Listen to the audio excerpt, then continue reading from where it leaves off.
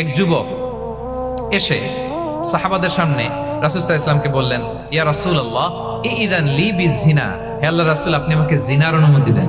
নাউযুবিল্লাহ। কিসের? জিনার মানে ব্যভিচারের অনুমতি দেন। ব্যভিচার বা জিনার অনুমতি দেন। আশেপাশের সাহাবারা তো রেগে মেগে আগুন। ফাআকবালাল কওমু আলাইহি ফাজাজারু, সবাই তাকে দৌড়ে ধরতে গেল আর ধমকাতে লাগলো, ছি ছি ছি, মা মা। আমরা যেটা বাংলায় বলি ছি ছি, আরবিতে ওনারা কি বলে? মা মা, ছি ছি। কি বলো তুমি? লজ্জা শরমের মাথা খেয়ে তুমি রাসূলুল্লাহর দরবারে এসে বলতেছো, হে আল্লাহর রাসূল আপনি জিনার অনুমতি দেন। যে রাসূল আল্লাহর পক্ষ থেকে বাণী শোনায়, ওয়ালা তাকরাবুজ জিনা, তোমরা ব্যভিচারের নিকটবর্তীও হয়ো না। আর তুমি সেই নবীর কাছে এসে আবদার করতেছো জিনার অনুমতি দেন।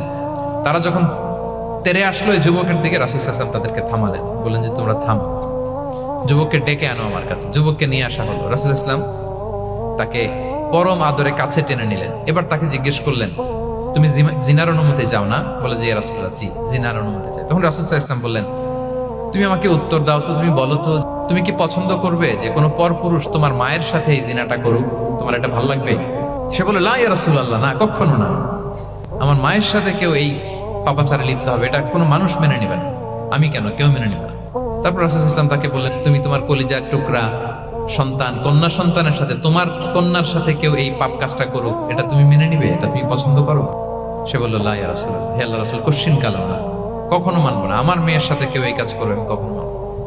রাসূল সাল্লাল্লাহু আলাইহি ওয়াসাল্লাম আবার তাকে প্রশ্নবাণে জর্জরিত করতে লাগলেন। আবার বল, তুমি কি তোমার প্রিয় বোনের সাথে কেউ এটা করুক, এই পাপাচারে লিপ্ত হোক, জিনা করুক, পছন্দ করবে? তোমার বোনকে কেউ এরকম করবে, অপমান করবে, এটা চাইবে তুমি?